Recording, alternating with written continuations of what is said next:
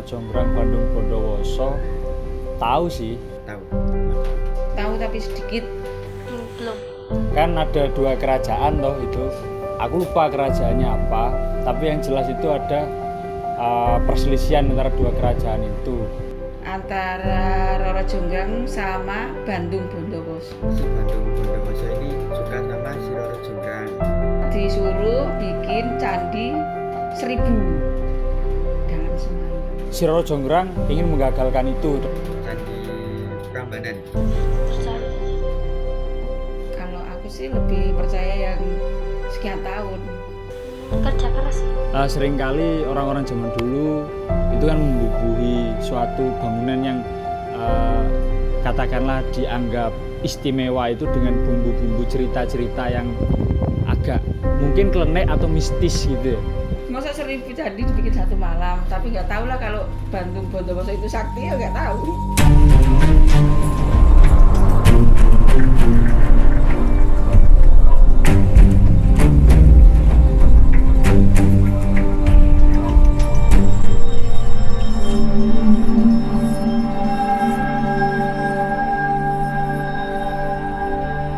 Sebenarnya metafisika itu jauh dari pandangan awam yang mengatakan bahwa metafisika itu sebagai hal yang berkaitan dengan klenek, gaib, dan lain sebagainya.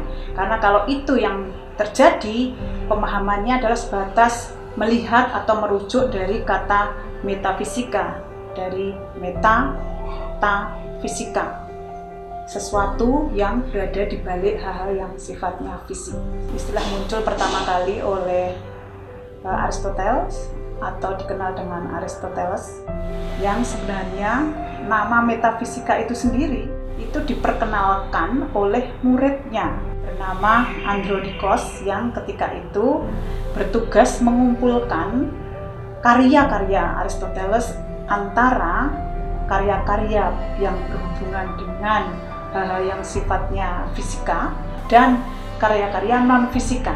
Nah, karya-karya non-fisika inilah yang kemudian disebut dengan metafisika. Orang seringkali juga menyamakan antara metafisika dengan ontologi. Kalau kita bicara dalam horizon koridor keilmuan filsafat, ia adalah ilmu yang mencoba untuk mencari struktur dasar realitas, mencari fundamen dasar dari setiap kenyataan ini secara rasional. Artinya segala sesuatu yang niscaya ada bagi kemungkinan itu tetap ada argumentasinya, ada fondasinya, ada landasannya, sehingga bagaimana realitas ini disokong oleh entitas dasar dari kenyataan itu sendiri. Metafisika, ketika kita melihat sebuah objek, maka objek itu bisa kita pahami menjadi dua. Objek itu berada di dalam dirinya sendiri, dan juga objek itu dari perspektif tergantung dari mana kita melihatnya. Sebagai sesuatu yang ada, maka sebatas bahwa proposisi tentang objek itu dalam koridor kemungkinan, maka ia menjadi niscaya secara ilmiah. Tetapi ketika si objek itu tidak di dalam proposisi kemungkinan, ya berarti artinya ia menjadi tidak ada. Karena apapun dalam konteks keilmuan filsafat, bicara tentang yang ada selalu akan berkaitan dengan sekaligus yang tidak ada.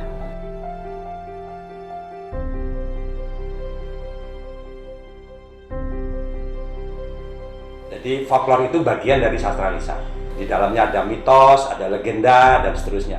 Ada yang bersifat historis dalam tanda petik gitu ya. Ada yang bersifat kemudian mungkin yang bersifat edukasi, nasihat.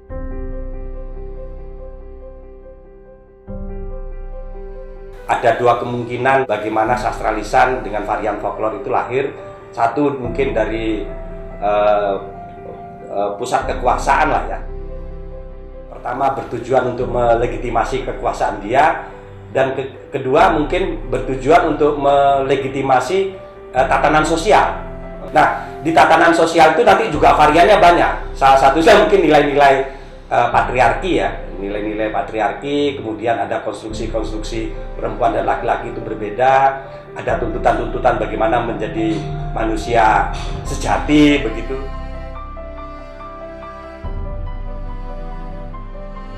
Secara umum banyak cerita sebetulnya berkembang memang secara lisan,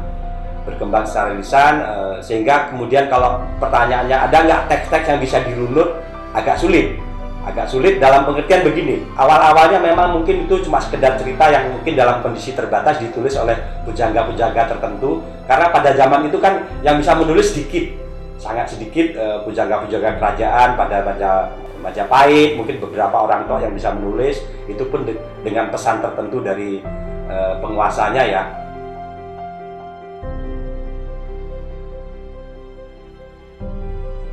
Sebetulnya sejarah Nusantara khususnya mungkin pusat-pusat kebudayaannya seperti di Jawa misalnya, itu sampai abad 14 atau 15 awal ketika ditulis itu yang menulis itu kebanyakan orientalis. Para orientalis itu memang secara akademik berusaha bertanggung jawab terhadap tulisannya. Tetapi memilih data itu kan ideologis.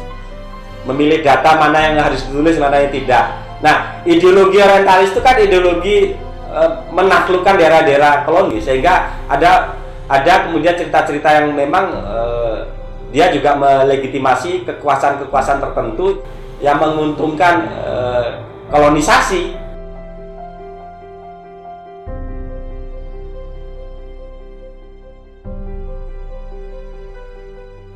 Folklor Roro Jonggrang Bondowoso itu tentu sebagai sebuah entitas realitas, ia pasti akan memiliki berbagai macam dimensi, memiliki berbagai macam perspektif yang dari aspek atau sudut pandang mana kemudian kita memaknainya. Kalau kita melihat di dalam konteks kesejarahan, Roro Jonggrang Bondowoso misalnya, itu kan dilatar belakangi oleh setting cerita ketika ada dua kerajaan, yaitu Pengging dan kerajaan Boko. Kerajaan Boko itu, atau yang dikenal dengan kerajaan Prambanan, itu dikuasai oleh raja yang memiliki seorang putri cantik jelita bernama Roro Jonggrang. Sementara Pengging itu dikuasai oleh seorang raja yang terkenal ambisius, terkenal arogan, dan selalu haus untuk bisa memperluas area kekuasaannya. Suatu ketika ia mencoba untuk memperluas area kekuasaannya dengan menyerang kerajaan Boko.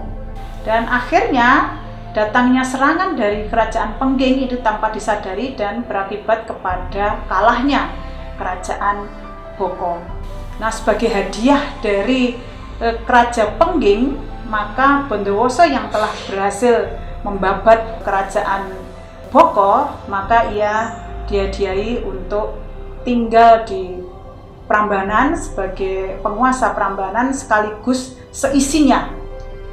Dan isinya itu diantaranya adalah ada putri cantik jelita itu. Nah, ketika melihat kecantikan paras dari putri jelita Roro Jonggrang ini, maka Bandung Bondowoso kemudian mengutarakan niatnya untuk bisa mempersunting Roro Jonggrang sebagai permaisurinya.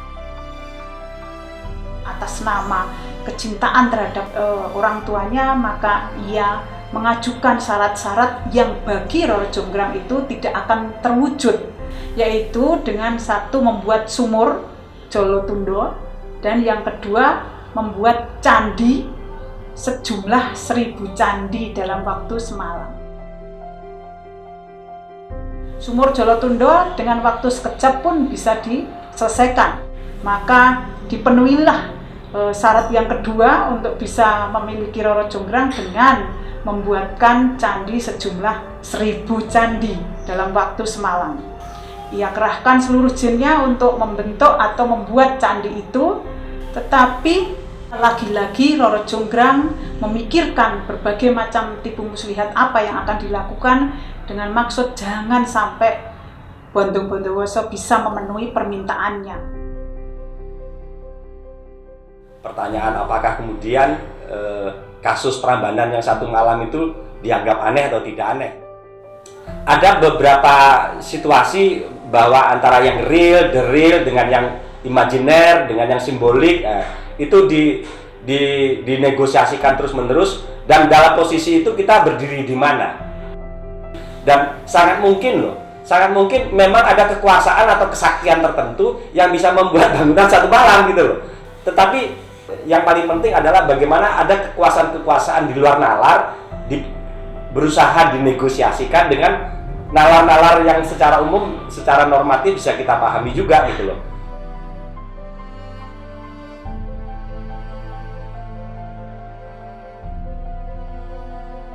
Kalau metafisika kita dudukkan secara keilmuan tadi dalam konteks sama juga sebagai filsafat, maka realitas apapun itu kan selalu dilingkupi dalam konteks atas interpretasi terhadap fakta-fakta, baik itu fakta sejarah, baik itu fakta sosial, baik itu fakta kebudayaan dan sebagainya gitu. Dari aspek misalnya Roro Jonggrang, betapa ia sebagai seorang anak yang betul dengan tulus mencintai orang tuanya atas nama ayahnya, apapun yang terjadi ia pasti akan cinta itu mengalahkan apapun terhadap orang tuanya. Maka yang terjadi dengan segala upaya dia tidak akan mungkin bisa menerima cinta Bandung Bondowoso, karena atas dasar ia atau Bandung Bondowoso itulah yang telah membuat hidupnya menjadi kehilangan seorang sosok ayah. Di sisi lain, jika memang kita tidak memiliki atau kita menyatakan tidak, mestinya itu diucapkan juga dengan tidak tanpa ragu-ragu. Tetapi Roro Jonggrang kan dalam hal ini tidak, ia tetap berbagai macam dalih, membuat cerita, membuat syarat-syarat untuk bisa dipenuhi oleh Bandung Bondowoso, meskipun dia sangat yakin bahwa itu tidak akan mungkin dilakukan. Nah, ini bagi Bandung Bondowoso juga dalam konteks hubungannya dengan Roro Jonggrang itu kecintaannya yang luar biasa, komitmennya untuk selalu jujur apa adanya terhadap cintanya kepada Roro Jonggrang. Apapun yang dilakukan meskipun dengan pengkhianatan atas komitmen yang dilakukan oleh Roro Jonggrang, itu pun lagi-lagi dia masih bisa menahan, tetapi akhirnya manusia tetap adalah makhluk yang di dalam dirinya itu mengandung segala kemungkinan yang serba terbatas.